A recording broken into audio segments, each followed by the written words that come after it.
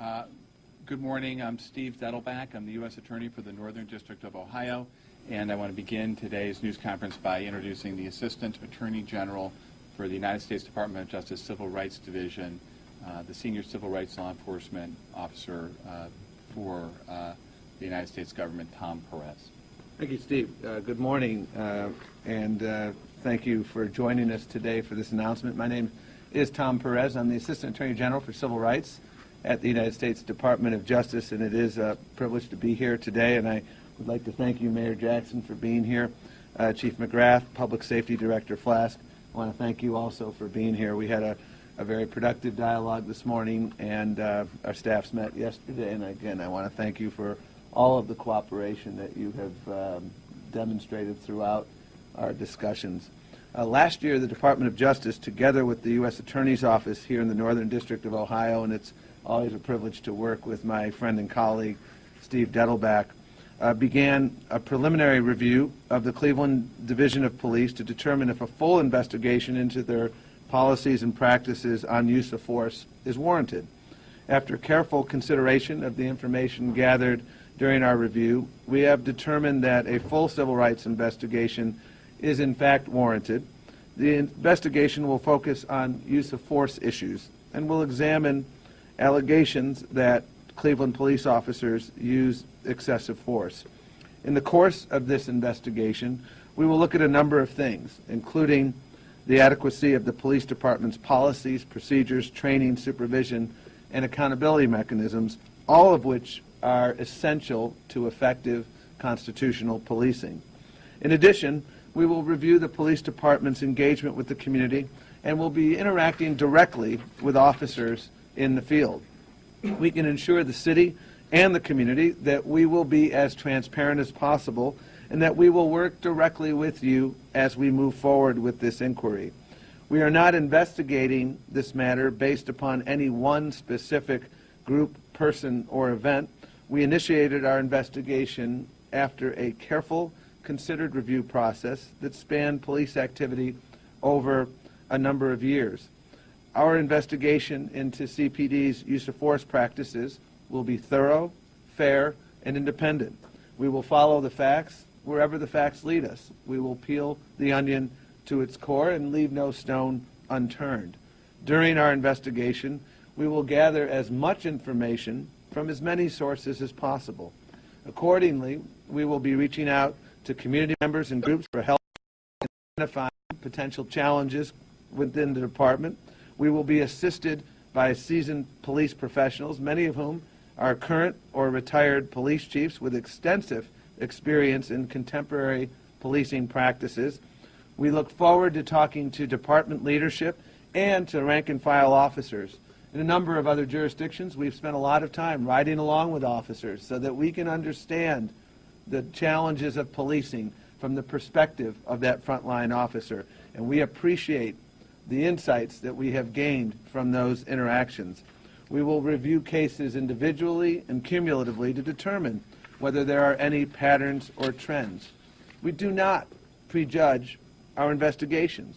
Rather, we gather all the available facts to determine thoroughly and independently whether systemic violations have occurred.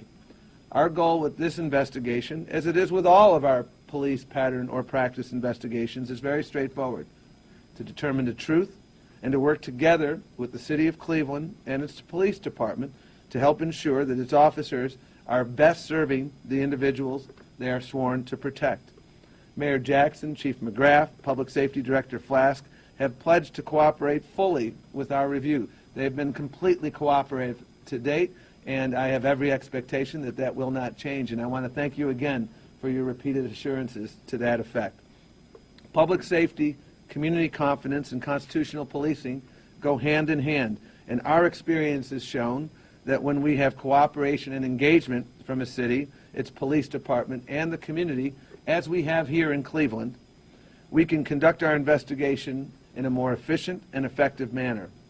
If at the end of our investigation we determine that a pattern or practice of excessive force exists, then together with the city and the community, all of the stakeholders, we will work together to develop a comprehensive blueprint for sustainable reform.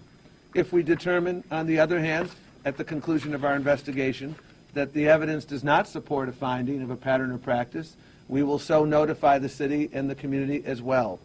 And we will not wait until the end of our investigation to offer technical assistance or other recommendations to address concerns that we identify.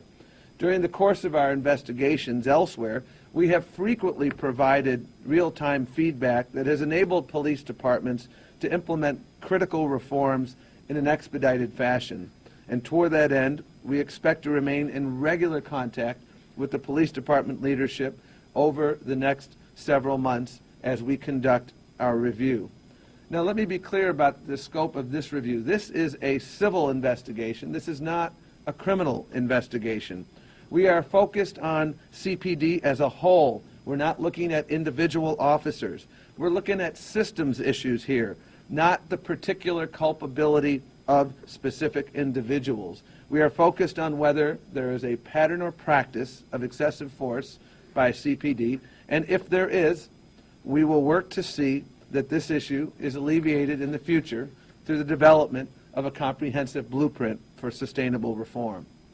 Back in 1994, in the aftermath of the civil unrest in Los Angeles following the state verdict in the Rodney King case, Congress passed a very important law in the Violent Crime Control and Law Enforcement Act, and it gave the Justice Department a key tool to combat systemic violations of the Constitution or laws of the United States by police departments. The Justice Department, the Civil Rights Division, in partnership with Steve Dettelbach and other U.S. attorneys' offices around the country, has used this critical tool to work collaboratively and effectively with police departments and communities across the country. As a result of this work, the department has obtained effective reforms that have benefited millions of community members nationwide. And under the tenure of Attorney General Holder, the department has handled more police reform cases under this law than at any point in the nearly two-decade history of this law. And increasingly, police departments and local elected officials are indeed reaching out to the department for assistance and offering their cooperation throughout the investigations. And again, I want to underscore my thanks to you, Mayor, for your support in this investigation. The road ahead will undeniably be challenging and difficult at times. This work is not easy, and the independent review, however, is very critical to ensuring and preserving trust between a police department and the community. And so in the months ahead, we intend to do a considerable amount of listening and learning here in the community.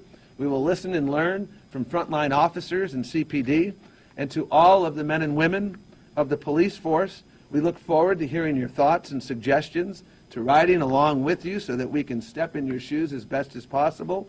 We have the greatest respect for the difficult job that you do, and our role here is to identify potential tools that will make your job safer and more rewarding, that will help you to reduce crime and ensure respect for the Constitution. And to the community, we will continue to seek out and hear your thoughts on what is working in CPD, in your opinion, and what needs to be improved.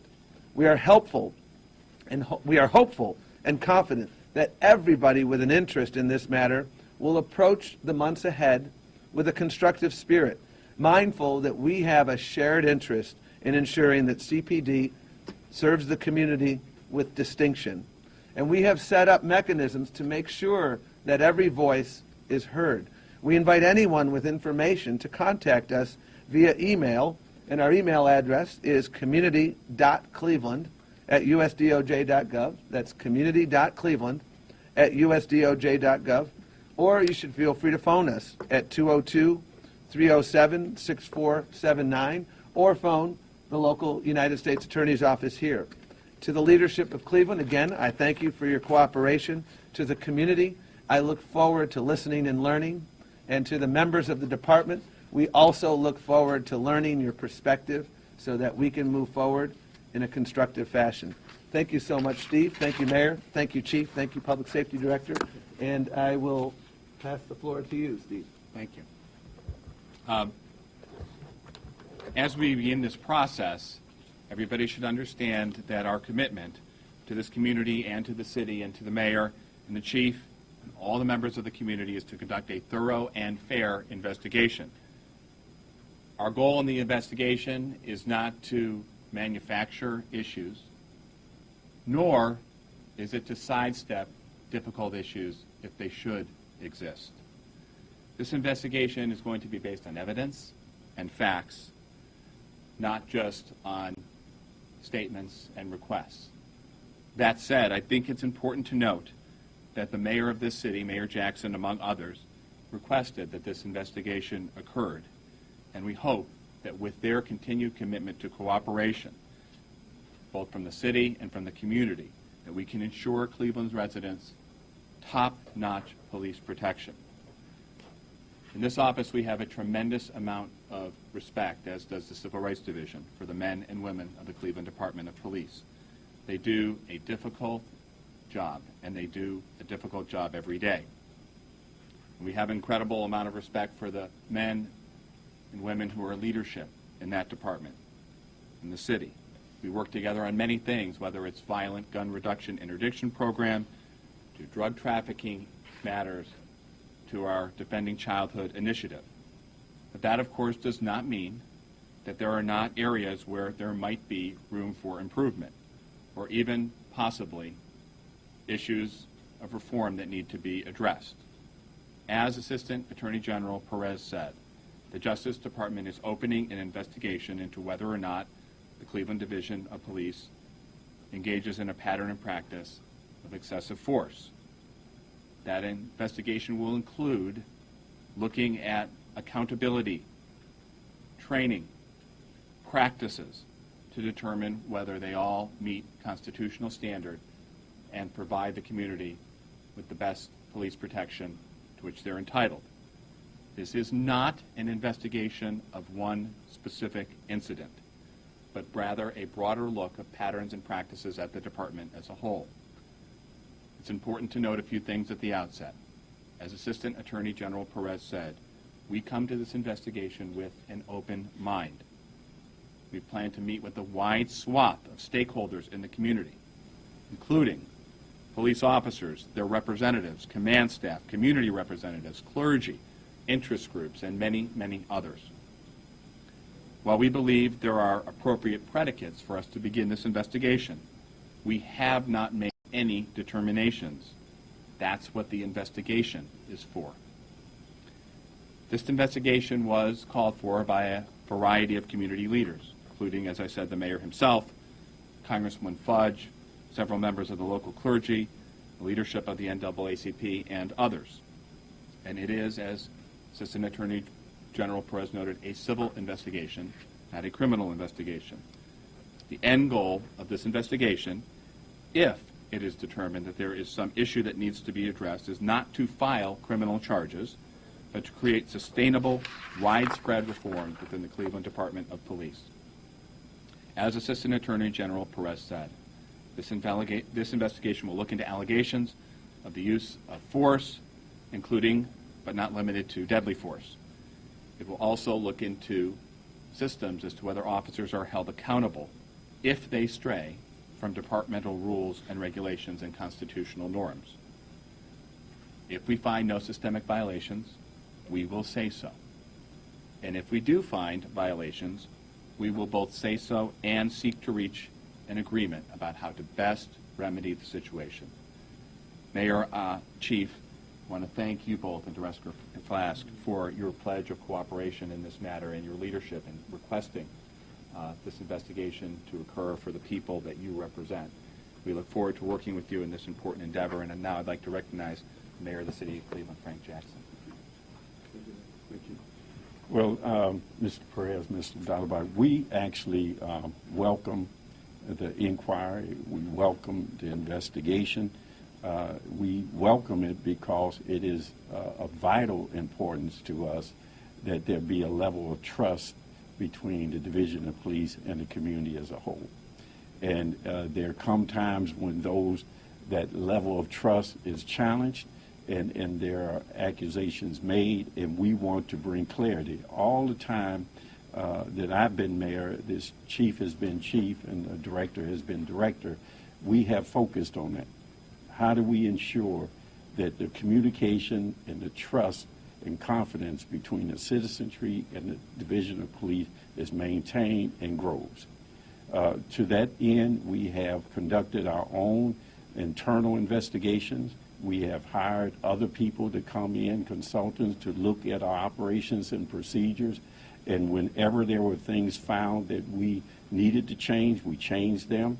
And wherever there were areas that validated that we were on the right track, we continued on that track. So this, for us, is an external investigation, an external review of what we do, how we do it, and if we follow our own rules and procedures. If there are things that are found that are suggestions to us that we need to do better in areas, then we will gladly change, because our goal, again, is to have a professional police division and have confidence between that division and the public that they're to serve. If, in fact, it is found that what we do properly and that our policies and procedures are appropriate, then that will affirm what we have done, and we'll continue to do that. So, again, Mr. Donovan, Mr. Perez, we welcome it, and we think it will be a good thing at the end, so that people will know the citizenry of the city of Cleveland and the Division of Police as to where external independent eyes look at us as a division and determine who and what we are as a police division. So I thank you for your willingness to come here. Thank you. Thank you. I think we have time to take some questions, so if anybody has them. What was the tipping point? You did the preliminary investigation. I know you say it's not about any one incident, but what types of things? Describe what types of things you found in the preliminary investigation that made the science involved. Well, let Mr. Perez actually answer the question about the types of factors that are looked at in general. Sure. There is no one tipping point that you find in a preliminary investigation. You look at the totality of the circumstances, gathering data over a period of time to address the issue of whether it is in the interest of justice to conduct a fuller investigation. And based on our review of the totality of the circumstances, we made that judgment that a full investigation is warranted. Now, again, we go into this with no preconceived notions about where it will take us, but we saw enough based on our review of certain materials over the last couple of years that we've been looking at it to lead us to conclude that we should take a full look. I guess that was my question. What type? Well, again, we look at various incident reports. We gather information and ask the question of whether the information that we have over a certain period of time justifies a broader look. Again, when you're talking about pattern or practice, it's not simply one incident. It's looking at a series of incidents to determine whether it is in the interest of justice to conduct that full investigation. Pardon me? Well, allegations of excessive force, incident reports, things of that nature over the course of a period of time that we look at to determine whether we need to conduct a fuller review. One other thing I want to follow up with that on. Before any of us were in our current jobs in the early 2000s, one thing that is also out there that's public is that there had been a previous interaction between the Civil Rights Division and the Department of Justice and the Cleveland Division of Police, which ended in a written agreement. Of course, that is also one of the factors that you would look at in determining whether or not there's predication to make sure that the things that were agreed on at that point were actually followed through on and implemented and sort of stuck. So that's another thing that's out there as part of the public record, at least, so we can answer. Mr. Delbach, was that effective then in your mind? What happened then, and did the city follow through? I think that's going to be, to the extent there's overlap, and there is some overlap in the topics that were covered, that will be part of what this investigation determines. I think, I don't think we're going to comment on how something is going to turn out and what our conclusions are going to be, because we are not at a... Did that work, and why should we believe that this would work? No, I mean, I guess what I'm saying is the did that work part is going to be part of what we look at. And however I might feel, or anybody might feel about that now, there's insufficient evidence for me to give a preliminary opinion, and I'm not going to get into giving preliminary opinions about how things might or might not turn out. Yes? Did the November 29th police Jason shooting, is that one of the incidents that was reviewed when you determined that a full investigation was warranted? I mean, all the incidents involving reported uses of force, including the November 29th incident, would be certainly data points that we would look at in determining whether or not to conduct a fuller investigation. How many total incidents did you look at to decide to do this full investigation? I don't think that you're. The answer is I don't think that we can say, because I don't think it's not just, you don't just look at specific incidents. It's not like you look at an incident file and make a determination. It's patterns of reporting. It's the prior 2002 report. It's all sorts of different factors that play into the totality of the circumstances. So it's not like a process where you pull 50 files, look at the 50 files, and make a determination. So, yes. How is adherence to consent decrees typically monitored? Well, it depends. That's a subject that's negotiated between the department and a jurisdiction, and so there are a number of different ways that that is done. Sometimes there's an independent monitor that comes in. Sometimes there is not. Sometimes there are new accountability mechanisms internally that are created so that you can help sustain reforms that are put in place as part of an agreement. So there's no one cookie cutter type approach to those very important questions that you raised. Well, again, your first question referenced a consent decree. That was what was reached with Cleveland before was not a consent decree. There was an investigation conducted prior to when Mr. Dettelbach and I were here, and there was a letter agreement that memorialized some of the reforms that were being put in place. So that's correct. That was not. Can you give us a range of the, if you do find the investigation, the investigation finds there was a path, what is the range of the action that the Justice Department can impose on the police department? Well, again, I don't want to prejudge what we're going to do here, so I can tell you what has happened in other jurisdictions. There's a wide range of outcomes that result in circumstances where formal findings are made. Sometimes we will reach a court enforceable agreement that includes external monitoring. Sometimes we will reach memoranda of understanding, and sometimes we'll do something in between. So there's a range of options that can be put in place. And what we try to do is craft remedies that fit the specific circumstances of the particular jurisdiction. And so what may work in jurisdiction A may not be the best solution for jurisdiction B. How far back did you guys go when you started looking at problems in the Cleveland Police Department? Well, again, Steve mentioned the fact that the prior letter agreement is a data point that we're looking at, and so we've been looking a number of years in terms of issues involving use of force. So from there forward? Well, again, we've been looking for a number of years. You said you're going to be here for months. How long will we talk? Well, that's always a question we get, and we're going to be here and conduct the investigation as expeditiously as possible, but we're going to conduct it thoroughly. And so oftentimes I've learned in this line of work that when you open up one door, you don't realize, but you walk into 3 more doors that you need to go through, and sometimes a few windows and other things. And so we're going to follow every lead to its logical conclusion, and that does take time. And we recognize that this is a serious matter, and we recognize that we have a shared interest in being expeditious, but we have an equally shared interest in being thorough and accurate and fair. And so we'll be here for as long as necessary to complete that review.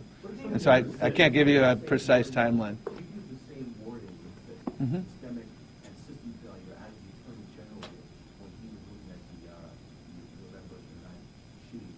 So do you agree with that? Now, again, we're conducting an investigation of, pursuant to our authority under Section 14141, which I referenced before. And Section 14141 provides the authority for the United States to address systems issues that exist in departments, patterns or practices of potential misconduct. So when I refer to the word systemic, I'm referring to it in the context of the statutes that we enforce, not in connection with any other review that may have taken place. Can anybody speak to where the investigation into that particular incident on November 29th? Yes, certainly. So with respect to the November 29th chase and shooting incident, the investigation, my understanding that was done by the Attorney General's Office, BCI, and the East Cleveland Police Department was completed, it was made public, and it was referred to the County Prosecutor's Office for evaluation and consideration. My understanding is that that's where it is now, that the County Prosecutor is doing his job in reviewing that matter, and we will await whatever determination is made there. So that's the status of that. When did you do? Hold on, she hasn't. Let's. I was just going to ask Mayor Jackson when he decided when he has to do the investigation and what, why. Mayor Jackson. Well, if you remember on the November 29th incident, that we had a press conference and we were talking about how to move forward, and we wanted to ensure that what we did was fair, transparent, and our process had credibility. And to that end, we had talked about how we were willing to have someone come in external and look at our process and procedure, although we were currently doing it at the time. But the fact that they were consultants hired by the city, I could understand why people would say, well, you know, they're consultants hired by the city. Can we believe the outcome? And so we said, well, let's ask the U.S. Attorney if they would come in and conduct this. And as Mr. Dutterbuck has said, we asked, and several other organizations asked, and they said yes. So that's how it came about. Where is the investigation into Edward Henderson and what happened? It is still pending before this office, and for that reason, I'm not going to comment any further than that. How did that, what happened there happened 2 years ago? What happened there also happened in November? There was a big chase, there was a number of officers, there was a use of force at the end of the chase. There are those who would ask, what took so long for you guys to jump in? How would you respond? I'm not quite sure. I'm not quite sure I agree with all the premises of the question, and I'm not going to get into comparing different incidents and drawing conclusions about what happened in different. So I think the question is, what took us so long to respond on the Henderson? No, on the patterns and practices. Oh, well, look, I mean, the Department of Justice evaluates these things for patterns and practices, not on particular incidents. And as Assistant Attorney General Perez said, there has never been a time in the history of this law where the Department of Justice has been more active and more forward-leaning in many different jurisdictions across the country in looking at these important questions. And so there will always be people who say, you're not doing enough and you're not doing it quickly enough. And I've learned in this job, whether it's dealing with this issue or whether it's dealing with corruption issues or whether it's dealing with fraud issues, that we will be asked that. And we work diligently, we work fairly, we don't rush to judgment, and we do the best we can in all those circumstances to enforce the law. Mr. Perez, can you talk about I'm other sorry? cities where a similar investigation has been conducted? Sure. We've been in a number of cities across America. Recently, we entered into an agreement with the City of Seattle, and those matters addressed use of force issues. In Portland, Oregon, we entered into an agreement there. Those issues addressed use of force, in particular with respect to interactions with people who have mental health needs. That was an emerging issue in Portland. In East Haven, Connecticut, a smaller jurisdiction, we reached an agreement stemming from a range of activities and concerns, including but not limited to racial profiling of Latinos in that community. New Orleans, there is a consent decree that has been entered by the judge in that case. And recently in Puerto Rico, there was a finding there, and there's an agreement that has been entered with the court, but that proceeding remains because that was just entered a few months ago. Those are examples. As Mr. Dettelbach correctly points out, we've done more work in this area over the last 3 years or so than has ever been done before. And what is notable about it to me is that increasingly jurisdictions are coming to us because they're recognizing, as the mayor did, that it's important in terms of ensuring public confidence in law enforcement. It's important to bring in somebody external who can take a look at things, and we welcome that development. We've been able to work remarkably collaboratively across the country and on issues that are challenging issues, but issues where putting our heads together, we've been able to make real progress. So I think we have time for one more question, but also just to be the local guy, think locally. Warren, Ohio is obviously a local example where we recently entered into an agreement, and some of the same people, same career law enforcement people from the Department of Justice and our office were involved in that process, as will be involved in this process. So is there anybody else? All right. What? I'm sorry? Yeah, Lorraine. The Warren, Ohio matter is a public matter, so that's why I point out Warren. There's also, as Mr. Perez pointed out, there's a bevy of things that are sort of going through right now, but Warren, Ohio is a public example, is a place where you could look at sort of one of the different ways that these things kind of play out. So thank you very much.